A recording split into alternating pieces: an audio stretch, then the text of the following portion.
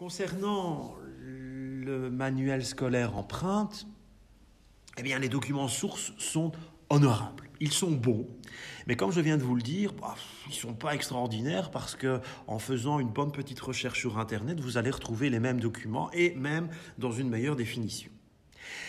Le premier gros problème selon moi d'empreinte, c'est que c'est une compilation de leçons d'histoire, de géographie, de sciences, de technologie, d'art. Et en fait, lorsque l'on regarde un peu la liste des auteurs, vous n'en avez pas un seul historien. Dans ce manuel scolaire, résultat des courses, il pourrait y avoir des problèmes historiques, des erreurs, et malheureusement, il y en a énormément, quasiment à chaque page.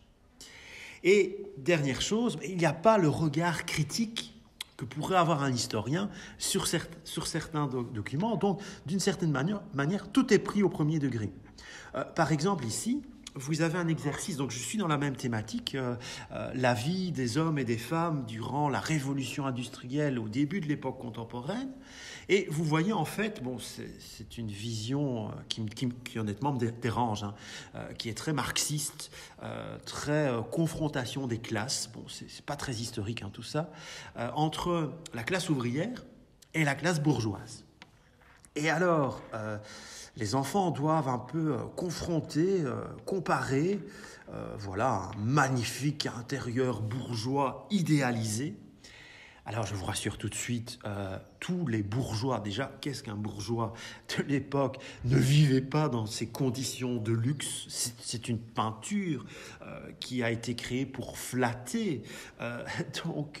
C'est un intérieur idéalisé. Et de l'autre côté, vous avez juste l'inverse. C'est absolument pas un document qui a été créé pour idéaliser, mais c'est une nouvelle fois un document de propagande.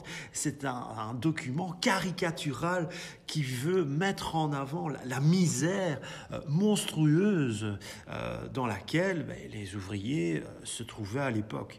Et vous voyez au niveau de la référence, illustration tirée de la revue Le Magasin Pittoresque. Point barre. On n'a pas beaucoup d'informations sur la qualité de l'image, mais ça reste bien une caricature, ça reste bien une propagande. Donc voilà, le traitement des sources me pose parfois un certain problème, mais c'est tout à fait logique, vu que de prime abord, vous savez maintenant qu'Empreinte n'est pas rédigée par des spécialistes de l'histoire qui ont un regard critique sur la chose. Alors, un autre exemple, c'est pas pour enfoncer le clou, mais c'est pour illustrer davantage mon propos. Vous avez ici une page qui au demeurant est très intéressante, où vous avez plusieurs sources écrites qui sont présentées. Et vous avez cette petite phrase, analyse bien ces différents extraits et journaux afin de comprendre la chronologie des événements. Alors vous avez différentes coupures de presse en effet, mais le problème c'est que vous avez aussi ceci. Si l'on lit la référence, ultimatum allemand affiché et distribué en août 1914, donc je suis ici dans les débuts de la Première Guerre mondiale, et lorsque vous lisez ce document, qui n'est pas un extrait de journal, qui est un pamphlet, un pamphlet de propagande distribué par les Allemands avant leur invasion de la Belgique, eh bien, en lisant ça, honnêtement, les enfants, mais aussi un instituteur pour être complètement perdu, parce que ce document, vous voyez, vu qu'il sert la propagande allemande, germanique, en 1914, il faut le prendre avec des pincettes, et vous ne pouvez pas le confronter sans une analyse stricte, serrée, attentive, avec d'autres coupures de presse qui, elles, sont publiées par les Alliés. Donc, par les Alliés, par les Français, par les Belges en 1914. Donc, voilà, certains documents sont un peu plantés là, mais ça manque de fond, ça manque d'un deuxième degré, d'un certain regard critique. Le problème aussi, c'est la découpe de certains sujets. Alors, je reviens à ma Première Guerre mondiale. Écoutez, vous avez quasiment 8 pages qui vous présentent la Seconde Guerre mondiale, et vous avez 5 pages qui présentent l'idéologie d'Adolf Hitler, la solution finale, l'extermination des Juifs. Alors je suis désolé, mais quand on vous demande de travailler sur la Seconde Guerre mondiale, avant tout en primaire, on va vous demander d'essayer de faire comprendre à vos élèves qu'il y a eu la Seconde Guerre mondiale en Belgique. Donc, moi, de prime abord, j'aurais plutôt le souci, le conseil de vous envoyer sur l'étude de la Seconde Guerre mondiale dans la ville ou le village dans lequel vous enseignez, et par extension peut-être la province, et par extension ce qui s'est passé en Belgique. Ça tombe sous le sens. Et si vous voulez parler, non pas du régime nazi, je m'excuse, mais c'est plutôt dans le secondaire que l'on traite cette thématique, mais de l'extermination des Juifs, qui est un sujet très sensible, très important, que vous pouvez même exploiter en primaire, eh bien moi je vous conseillerais de ne pas compter uniquement sur le cours d'histoire, et je sais que certains étudiants, ils se reconnaîtront, l'ont fait, c'est-à-dire qu'ils ont utilisé par exemple un cours de français pour découvrir une bande dessinée qui parlait par exemple d'un enfant juif confronté au camp d'extermination, ou d'évoquer un peu l'histoire d'Anne Frank et ce genre de choses. Donc c'est très bien, ne comptez pas uniquement sur votre cours d'histoire pour développer des thèmes aussi importants, aussi tragiques. Utilisez-les aussi en sociologie, utilisez-les aussi en français, par la découverte d'un album, la découverte d'extraits vidéo, que sais-je encore. Mais voilà, méfiez-vous de certains manuels, comme Empreinte par exemple, qui vont vous pondre une tartine sur un sujet qui reste difficile finalement à traiter en primaire, et c'est pas en donnant une avalanche d'informations qui dépasse littéralement les enfants que ça va leur permettre de mieux appréhender cette matière délicate. Absolument pas. Bon, le gros, très gros, l'infime problème, le problème le plus important chez Empreinte, c'est qu'il y a énormément de fautes matières, quasiment dans chaque page. Alors, je vais vous présenter un petit peu quelques données, je ne vais pas énumérer tout, c'est juste pour vous sensibiliser à certaines choses. Ça commence assez mal, parce que vous voyez la petite tortue, bon c'est sympathique ça, la petite tortue qui doit suivre les enfants en histoire, elle s'appelle Lucie. Et on vous explique de prime abord en introduction que Lucie c'est un australopithèque, et que l'australopithèque la connaissance des australopithèques a révolutionné nos connaissances sur l'origine des hommes et sur leur évolution. Ben manque de bol, Lucie l'australopithèque, ce n'est pas un homme. C'est un cousin peut-être des premiers hommes, mais en préhistoire, on considère toujours que les premiers hommes sont les Homo habilis. Et les australopithèques n'ont rien à faire dans un cours d'histoire consacré aux premiers hommes de l'humanité, aux hommes préhistoriques. Donc là déjà, ça commence mal. Alors ici, vous pourrez par exemple lire cette phrase qui résume un peu les informations liées à l'Antiquité en Belgique. Notre territoire actuel a longtemps été occupé par de nombreux peuples, dont les Gaulois. En 57 avant Jésus-Christ, les Romains s'imposent devant les Celtes et instaurent le christianisme.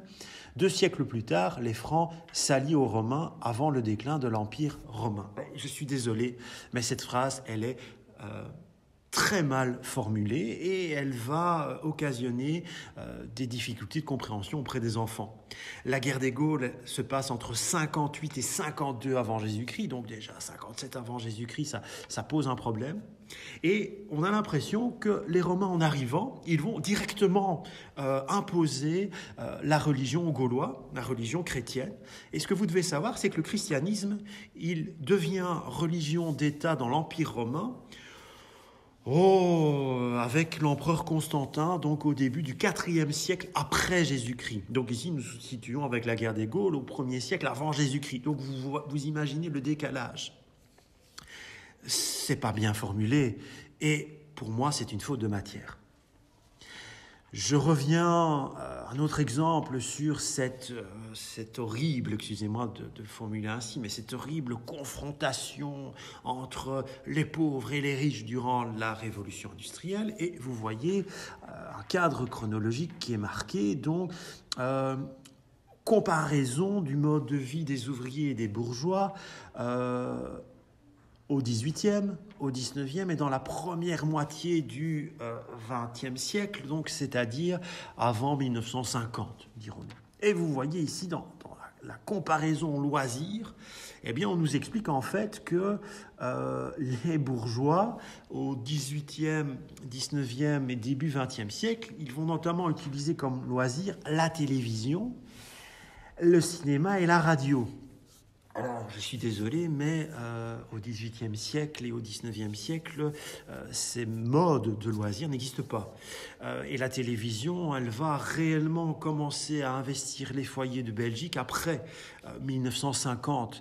Et en 1950-1960, eh bien, il n'y a pas que les bourgeois, déjà quel horrible concept, qui vont pouvoir bénéficier de la télévision.